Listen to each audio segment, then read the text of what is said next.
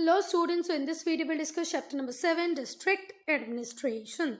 Student, as you all know, India has 28 states and 8 union territories, including National Capital Territory of Delhi. National Capital Territory of Delhi को include करके 28 state हैं, 8 union territories हैं.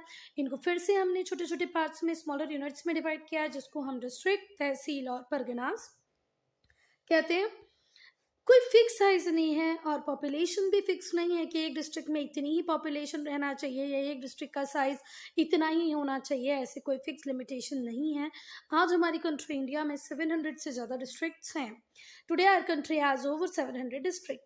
अब हम अगर district administration की बात करें कि वहाँ पर स्ट्रक्चर कैसे होता है, तो बच्चा, the official who is in charge of district is called district collector, deputy commissioner और डिस्ट्रिक्ट मजिस्ट्रेट. बच्चा, तो वो पर्सन जो डिस्ट्रिक्ट के एडमिनिस्ट्रेशन के लिए होल सोल रिस्पॉन्सिबल होता है, ओवरऑल रिस्पॉन्सिबल होता है, उसको बोलते हैं डिस्ट्रिक्ट कलेक्टर, डेप्यूटी कमिश्नर और डिस्ट्रिक्ट मजिस्ट्रेट. अब बच्चा, ये जो डिस्ट्रिक्ट कलेक्टर है, डेप्यूटी कमिश्नर है या डिस्ट्रिक्ट मजिस्ट्रेट है, ये IAS मेंबर होता है. ही और she is a member of Indian administrative services. ठीक है. Hundreds of officials work under him. और एक डिस्ट्रिक्ट कलेक्टर के अंदर में बच्चा बहुत सारे hundreds of official service provide करते हैं. District is also the unit of administration for various other departments such as police, cooperative society, agriculture and education. बच्चा, डिस्ट्रिक्ट और भी बहुत सारे डिपार्टमेंट्स के लिए एक यूनिट का काम करती है, जैसे कि police, cooperative societies, agriculture and education. Some other important officials of district are deputy collector, tehsildar, public planning officer, superintendent of police, chief medical officer, district and session judge, additional judge. बच्चा, तो बहुत सारे और दूसरे officials भी होते हैं जो डिस्ट्रिक्ट लेवल पे बहुत इंपॉर्टेंट है, जैसे कि deputy collector, tehsildar, planning officer, superintendent of police, chief medical officer, district and session जज और एडिशनल जज. अब फंक्शंस क्या होते हैं डिस्ट्रिक्ट एडमिनिस्ट्रेशन के? तो द मेन फंक्शन इंक्लूड, क्या मेन फंक्शन है बच्चा? मेंटेनिंग लॉ एंड ऑर्डर को मेंटेन रखें. Maintenance of land records, collection of revenue collect करना, लैंड रिकॉर्ड मेंटेन रखना, लॉ एंड ऑर्डर को मेंटेन करके रखना, providing civic amenities, supervising activities of panchayat, providing relief work. अगर कोई प्रॉब्लम आ रही है तो रिलीफ वर्क भी प्रोवाइड कराएंगे, जैसे कहीं पर ड्रॉट है, फ्लड है, तो उसके लिए रिलीफ वर्क प्रोवाइड कराना, पंचायत की एक्टिविटीज को सुपरवाइज करवाना, civic communities like street light, gardens and all provide कराना, लैंड रिकॉर्ड मेंटेन करना और रेवेन्यू कलेक्ट करना. First and foremost is to maintain peace, law and order in district is the basic responsibility of district administration. तो first point को अगर हम deep में पढ़ें तो लॉ एंड ऑर्डर को मेंटेन करना कैसे? लॉ एंड ऑर्डर डिस्ट्रिक्ट में मेंटेन रहे, ये एक मोस्ट इंपॉर्टेंट रिस्पॉन्सिबिलिटी होती है डिस्ट्रिक्ट कलेक्टर की. वो ऑर्डर पास कर सकता है टू चेक लॉलेसनेस एंड रायोटिंग. अगर कोई दंगा फसाद वगैरह होगा तो वो ऑर्डर इशू कर सकता है. ही और सी assisted in this task by superintendent of police. और इस काम में उसको हेल्प कौन करेगा बच्चा? Superintendent of police. ठीक है. सेकेंड है ऑफिसर्स एंड देयर वर्किंग. जो सुपरिटेंडेंट ऑफ पुलिस होगा, जो कि हाईएस्ट रैंकिंग ऑफिसर होगा पुलिस ऑफिसर्स का डिस्ट्रिक्ट में हाईएस्ट रैंकिंग होती है पुलिस की, superintendent of police. Works under the supervision of district collector. और ये जो सुपरिटेंडेंट ऑफ पुलिस है, ये किसके अंदर काम करता है? कलेक्टर के अंदर में काम करता है. इसका एम होता है कि डिस्ट्रिक्ट में पीस बनी रहे. All other police officers such as deputy superintendent of police, inspector, sub inspector work under him to maintain law and order. बाकी सारे लोग, भले ही वो superintendent of police, deputy superintendent of police हो, इंस्पेक्टर हो, सब इंस्पेक्टर हो, सब law and order को मेंटेन करने के लिए कलेक्टर के ऑर्डर्स पर ही काम करते हैं. डिस्ट्रिक्ट इज डिवाइडेड इनटू 5 और 6 सब डिवीजन. डिस्ट्रिक्ट के भी 5 और 6 सब डिवीजन होते हैं. Each under a charge of deputy superintendent of police. और सबको डेप्यूटी सुपरिटेंडेंट ऑफ पुलिस मिलता है, उसके चार्ज में होते हैं सारे के सारे parts. Sub division are further divided into police circle. फिर सब डिवीजन अलग अलग पुलिस सर्कल्स में डिवाइड होंगे. पहले यहाँ से हमने क्या डिवाइड किया बच्चा? वो एक एरिया जो डेप्यूटी सुपरिटेंडेंट के अंदर आएगा. डेप्यूटी सुपरिटेंडेंट के अंदर भी बहुत सारे क्या बनेंगे? Police circle. बात समझ में आई? पुलिस सर्कल के ऊपर होगा डेप्यूटी सुपरिटेंडेंट ऑफ पुलिस. ठीक है. तो डिस्ट्रिक्ट को 5 और 6 सब डिवीजन में बांट दिया जाता है। हर अंदर में हर वर्क करता है किसके अंडर में बच्चा, डिप्टी सुपरिटेंडेंट ऑफ पुलिस के अंदर में। जो सब डिवीजन होते हैं उनको फिर से हम डिवाइड करते हैं पुलिस सर्कल में। There are about 10 police station और थानाज इन सर्कल।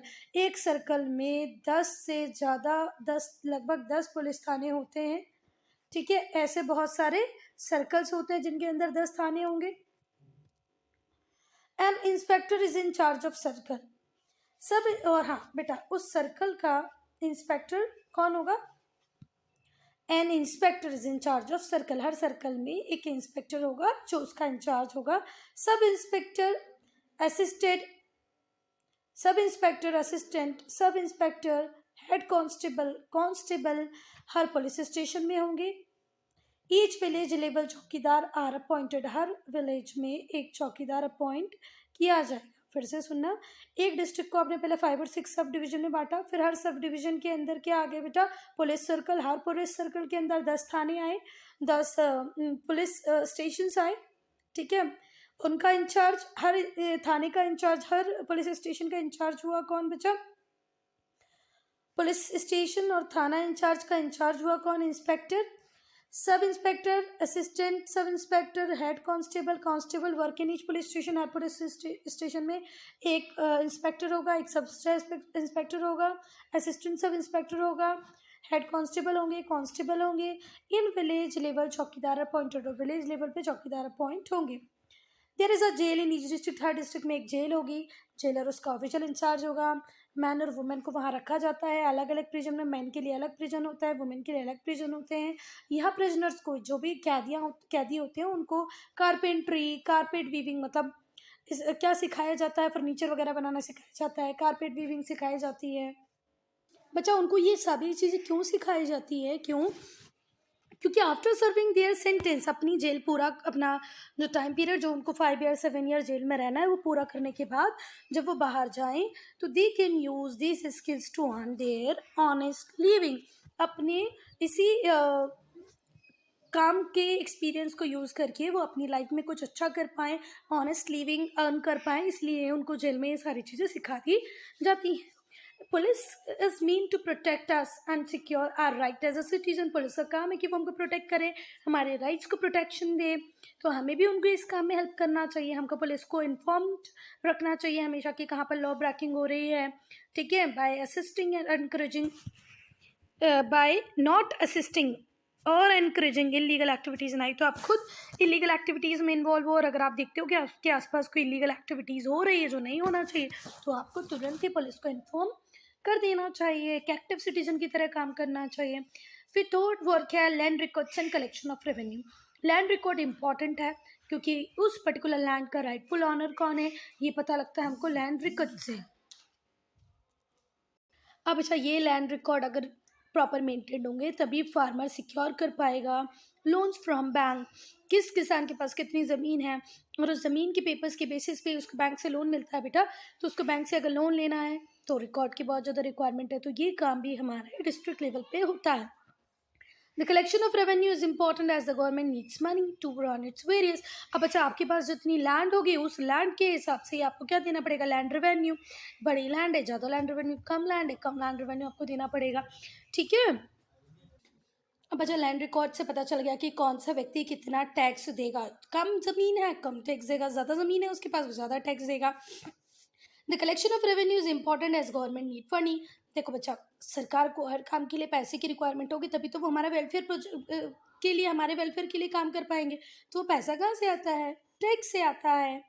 और टैक्स लगाने के लिए लैंड रिकॉर्ड बहुत ज़रूरी है। Officers and their working, the sub divisional officer, tehsildar, naib tehsildar, deputy तहसीलदार, कानून गो, लेखपाल, पटवारी, लेखपाल को ही पटवारी बोलते हैं बच्चा, are the officials in charge of matters concerning collection of revenue.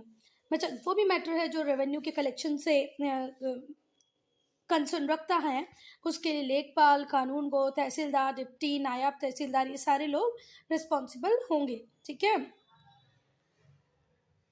The sub divisional officer is in charge of revenue collection. जो सब डिविजनल ऑफिसर है वो रेवेन्यू कलेक्शन का इंचार्ज है सब डिविजन लेवल पे।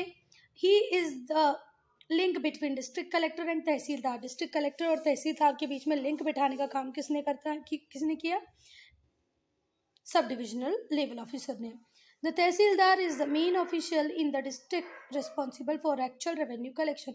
बच्चा तहसीलदार बेसिकली रिस्पॉन्सिबल होता है एक्चुअल रेवेन्यू कलेक्शन के लिए, कहाँ पर, डिस्ट्रिक्ट में। ठीक है, फिर से सुनना, अभी हम लोगों ने जो पढ़ाना, the sub divisional officer is in charge of revenue collection at sub division level. Sub division level पे सब डिविजनल ऑफिसर रिस्पॉन्सिबल है, वो लिंक की तरह काम करता है डिस्ट्रिक्ट कलेक्टर और तहसीलदार के बीच में। अब मैं अगर बात करूं कि जो डिस्ट्रिक्ट ओवरऑल डिस्ट्रिक्ट में रिस्पॉन्सिबल होगा एक्चुअल रेवेन्यू कलेक्शन के लिए, वो कौन होगा बेटा, तहसीलदार। ठीक, कोई बात।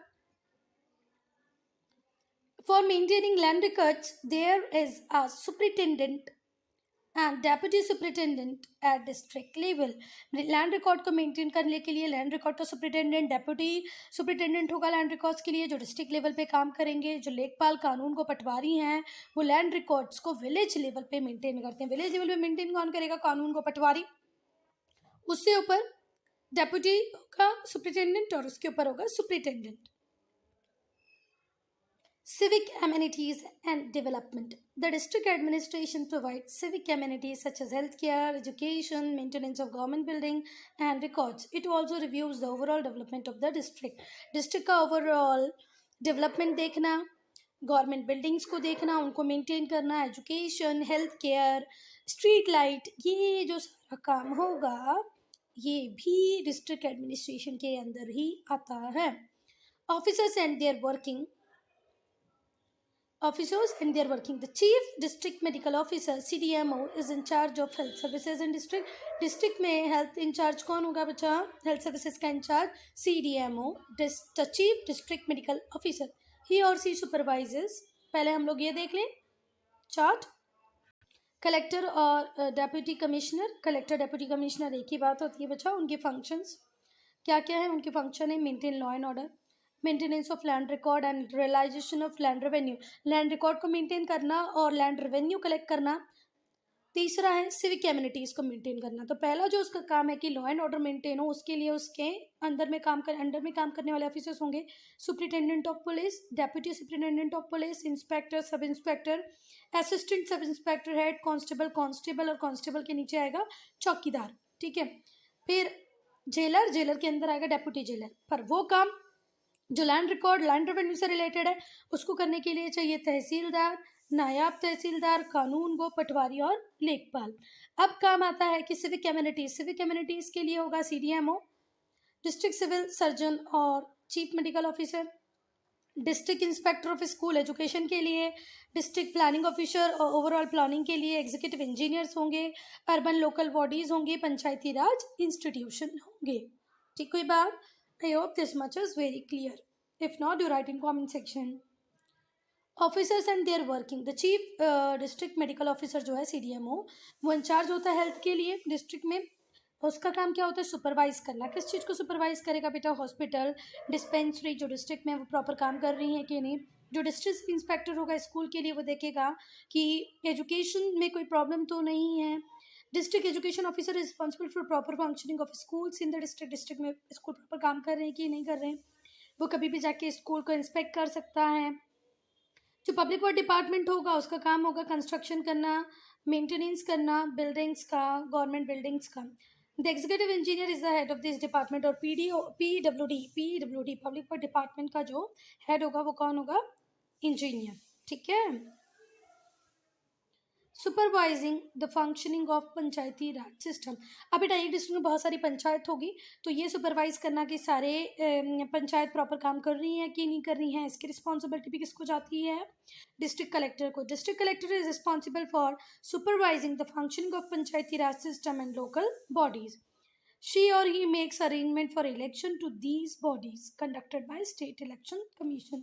ठीक है, वो अरेंजमेंट देखते हैं इलेक्शंस के, पर इसकी जो सोल रिस्पॉन्सिबिलिटी होती है वो किसके पास होती है, स्टेट इलेक्शन कमीशन के पास होती है। And report to the state government if they are not functioning properly. और ये स्टेट गवर्नमेंट को रिपोर्ट करेंगे अगर वहाँ पे विलेज में प्रॉपर काम नहीं हो रहा होगा, जो इलेक्टेड बॉडी है वो प्रॉपरली मैनेज नहीं कर पा रही होगी। District collector also has the power to resolve them. District collector के पास पावर है कि वो क्या कर सके, उस इलेक्टेड बॉडी को डिसॉल्व कर पाए at the instruction of state government. जैसे ही स्टेट गवर्नमेंट बोलेगी ठीक है वो काम नहीं करिए उसको हटा दो, तो डिस्ट्रिक्ट कलेक्टर पावर रखता है कि वो उसको। प्रोवाइडिंग रिलीफ वर्क, बच्चा इमरजेंसी सिचुएशन जब भी आएगी, जैसे फेमाइन आ जाए, फ्लड आ जाए, फेमाइन का मतलब सूखा पड़ जाना, फ्लड का मतलब बाढ़ आ जाना, फायर किसी विलेज में फायर आ जाए, जैसे आप लोगों ने देखा होगा ना जब फसल कटती है तो उसके नीचे वाले पार्ट को जलाने के लिए वो भूसे को जलाने के लिए हम लोग आग लगा देते, कई बार वो आग बिल्कुल कंट्रोल से बाहर हो जाती है, तो उसके लिए असिस्टेंस देने के लिए, एपिडेमिक्स के लिए, अर्थक्वेक के लिए, ठीक है, जो कि उस डिस्ट्रिक्ट में आया है, जो डिस्ट्रिक्ट एडमिनिस्ट्रेशन होता है वो रिलीफ का काम प्रोवाइड कराते हैं अफेक्टेड सिटीजन को ड्यूरिंग सच टाइम। अगर कोई पर्सन कोई फैमिली उससे अफेक्ट हो गई है तो उसको प्रॉपर फंडिंग प्रोवाइड कराना किसका काम होता है, डिस्ट्रिक्ट मैनेजमेंट का ही काम है। As citizen it is our duty to cooperate with the district administration and assist them in such situation arises. बेटा बीइंग अ एक्टिव सिटीजन, ये हमारी रिस्पॉन्सिबिलिटी है कि अगर रिलीफ फंड में हमारी गवर्नमेंट, हमारा कलेक्टर प्रॉपर काम कर रहा है तो हम भी उसको कोऑपरेट करें, ठीक है। As in when this type of situation arises, हम भी बिल्कुल ओपन हैंडली उसको हेल्प करें, लोगों को हेल्प करें, उनको रिलीफ प्रोवाइड कराएं। Then judicial administration, each district has judicial setup for administration of justice. Justice के लिए भी जुडिशियल सेटअप है डिस्ट्रिक्ट लेवल पे। Disputes can be between citizen और between the government and the citizen, या तो दो लोग लड़ रहे होंगे, या सरकार वर्सेस लोग होगी, या तो गवर्नमेंट वर्सेस सिटीजन और citizen versus citizen. This involve in criminal activities also needed to be punished, और कई बार क्या होगा कुछ क्रिमिनल एक्टिविटीज़ में इन्वॉल्व होंगे, उन लोगों को भी पनिश करना है। Disputes are settled in court, dispute कहाँ सेटल होते हैं बच्चा, कोर्ट्स में। There are civil courts and criminal court, two type के कोर्ट होंगे, सिविल कोर्ट, क्रिमिनल कोर्ट। जो सिविल कोर्ट होता है वो डील करता है सिविल केसेस में, क्रिमिनल कोर्ट क्रिमिनल केसेस में डील करता है। अगर प्रॉपर्टी, फाइनेंशियल डिस्प्यूट, ये सारे सिविल कोर्ट में जाते हैं। थेफ्ट, असॉल्ट, मर्डर, ये सारे क्रिमिनल एक्ट हैं तो ये क्रिमिनल कोर्ट में डील किए जाते हैं। ऑफिसर्स एंड देयर वर्किंग, जो डिस्ट्रिक्ट जज होगा या एडिशनल डिस्ट्रिक्ट जज होगा, ये रिस्पॉन्सिबल होंगे बच्चा highest court for civil cases and district. Civil cases के लिए जो हाईएस्ट कोर्ट है उसके लिए कौन, डिस्ट्रिक्ट जज और एडिशनल डिस्ट्रिक्ट जज। द कोर्ट ऑफ सेशन जज is the highest court, the court of session जज is the highest court in district for criminal cases. Criminal cases के लिए सेशन जज हाईएस्ट कोर्ट होगा, ध्यान रखना, सेशन जज हाईएस्ट कोर्ट होगा, द कोर्ट ऑफ सेशन जज हाईएस्ट कोर्ट होगा किसके लिए, क्रिमिनल केसेस के लिए। फिर से मेरी बात सुनना, कोर्ट में जितनी भी क्रिमिनल केसेस होंगे उनके लिए जो हाईएस्ट जुडिशियल बॉडी होगी वो कोर्ट ऑफ सेशन जज ही होगा। Serious criminal cases such as murder and dacoity are tried by court of the session जज और द एडिशनल सेशन जज। अगर कोई मर्डर हुआ है, कोई डिकॉटी हुई है, तो वो कहाँ पर ट्राई होंगे बच्चों, सेशन जज और एडिशनल सेशन जज उसकी सुनवाई कर सकते हैं। Lower court to session courts are headed by assistant senior जज। लोअर कोर्ट्स जो होंगी उसमें होंगे असिस्टेंट सीनियर जज, चीफ जुडिशियल मजिस्ट्रेट और chief metropolitan magistrate. Metropolitan magistrate and magistrate of first class magistrate and second class magistrate and special judicial magistrate, executive magistrate, इतने सारे लोग होते हैं। फिर से अगर हम बात करें तो कौन कौन लोग असिस्ट करेंगे, देखो एक तो होगा असिस्टेंट सेशन जज, फिर होगा chief judicial magistrate, chief metropolitan magistrate, metropolitan magistrate and magistrate of first class, magistrate of second class, special judicial magistrate and executive magistrate. ये सारे लोग होंगे जो लोअर कोर्ट में रिस्पॉन्सिबल होंगे, ठीक है। Lower court to session court, कहाँ से कहाँ तक, lower court to session court, ये सारे लोग रिस्पॉन्सिबल होंगे। जो सेशन जज होता है वो डेथ सेंटेंस दे सकता है, can award death sentence. Session जज फांसी की सज़ा सुना सकता है। चीफ जुडिशियल मजिस्ट्रेट 7 साल तक की सज़ा सुना सकता है। फर्स्ट क्लास मजिस्ट्रेट ऑफिसर 3 साल तक की सज़ा सुना सकता है। सेकंड क्लास मजिस्ट्रेट ऑफिसर 2 साल तक के लिए सज़ा दे सकता है और फाइन बता सकता है। The amount of fine depends upon the nature of crime as well as the power of जज। फाइन कितना लिया जाएगा ये डिपेंड करेगा जज के पास कितनी पावर है, ये क्राइम किस नेचर का है, बहुत ज़्यादा है बहुत कम है। ये जो बेटा हमने जो इतना बड़ा setup first class magistrate, second class magistrate ये तैयार कर रखा है, अगर आपको ऐसा लगता है कि इन्होंने जो भी डिसीजन दिया है, जो इनका वर्डिक्ट है, आपसे सेटिस्फाई नहीं है लोअर कोर्ट के वर्डिक्ट से, तो आप अपील कर सकते हैं हाई कोर्ट में। हाई कोर्ट हाईएस्ट बॉडी है स्टेट लेवल पे, देखो बच्चा, हाई कोर्ट एक स्टेट की हाईएस्ट बॉडी है। The district court function under high court. जितने भी डिस्ट्रिक्ट कोर्ट हैं वो हाई कोर्ट के अंदर ही फंक्शन करते हैं। The Hindu succession amendment act 2005। जो हिंदू सक्सेशन अमेंडमेंट एक्ट 2005 में लैंडमार्क है, वो फोर्स में आया 9 सितंबर 2005 से। Hindu succession amendment act removes gender discriminatory provision in Hindu succession act 1935। 1935 में जेंडर डिस्क्रिमिनेटरी प्रोविजंस थे हिंदू सक्सेशन एक्ट में। इसको दूर करने के लिए हिंदू सक्सेशन अमेंडमेंट एक्ट आया 2005 में, जो इफेक्ट में आ गया था, फोर्स में आ गया था। कब से? 9 सितंबर 2005 से। वो डॉटर को अंडर सेक्शन 6 इतनी सारी पावर्स देता है। डॉटर का पूरा राइट है कि वो बेटे की तरह ही पापा की प्रॉपर्टी में पूरा राइट ले सके। A daughter has the same right over the property as a son. The 2005 Act brings all agricultural land at par with other property and makes Hindu women inheritance rights in land legally equal to men across the state। जिस तरीके से ज़मीन के जो right होते हैं वो man के पास होते हैं, 2005 में उन राइट्स को वुमेन को भी दिया गया कि ना women also has a right to inherit the property of their father और the land of their father और लैंड ऑफ देयर हस्बैंड्स। 2005 में इंक्लूड किया गया डॉटर्स को as a joint owner of joint family property with same birth right as son share. जैसे बेटे को मिलता था वैसे ही अब बेटी को भी मिलेगा। To claim partition and share the liabilities, वो भी क्लेम कर सकती हैं कि मुझे प्रॉपर्टी में राइट चाहिए, पार्टीशन चाहिए। ठीक है, डॉटर्स या तो उसकी शादी हो गई हो या नहीं हुई हो, उसके पास सेम राइट रहेंगे जैसे कि उन बेटे के पास है। टू डिसाइड और in seek partition of the family house, कि वो घर का आधा हिस्सा भी मांग सकती है। Widow can claim inherit the deceased property. अब जो अगर कोई विधवा औरत है तो वो अपने हस्बैंड की प्रॉपर्टी पे पूरा राइट रखेगी। इवन इफ दे हैव रिमेरिड, वो विधवा अगर दोबारा, जो विडो लेडी है जिसके हस्बैंड की डेथ हो गई है, अगर उसने दोबारा शादी कर भी ली है तो उसका उसके फर्स्ट हस्बैंड की जो प्रॉपर्टी है उस पर पूरा राइट रहेगा। Gender equality in possession of agriculture land can empower women, increase their livelihood options, increase prospect of education and health। अब ये सब क्यों किए गए हमने प्रोविजन? क्यों विडोज को इतने राइट दिए गए? विडोज को हिंदी में विधवा बोलते हैं बेटा, जिसके हस्बैंड की डेथ हो चुकी होती है। विडोज को, डॉटर्स को इतने राइट्स क्यों दिए गए हैं? So that it can empower itself, उनकी लाइवलीहुड के ऑप्शंस बढ़ जाएं, उनको एजुकेशन, हेल्थ मिले। Economically it can improve women security, ये वुमेन सिक्योरिटी को बढ़ाएगा, उनको बर्थ राइट देगा प्रॉपर्टी में जो कि पहले मैन ने उनसे ले लिए थे। Symbolically all this shows that daughters and sons are equally important, और ये दिखाना चाह रहे हैं कि भले वो बेटी हो बेटा हो, दोनों ही बहुत इंपॉर्टेंट होते हैं। यहाँ से एक डिफ़िकल्ट क्वेश्चन राइज हुआ कि 2005 को इम्प्लीमेंट कैसे किया जाए। ठीक है, the difficult question of implementing the 2005 act still remains. We need to spread legal literacy, हमको लीगल लिटरेसी दिखाना है, इंक्रीज करना है social awareness about the advantage of whole family if women has property, provide legal and social aid for women seeking to assert their right. वो lady जो अपनी property में right चाह रही है उसको प्रॉपर लीगल असिस्टेंस देना। बहुत सारी स्टेप्स और भी लेनी पड़ेगी आपको। ठीक है, these are only some of the many steps needed to fulfill the promise of long due legislation.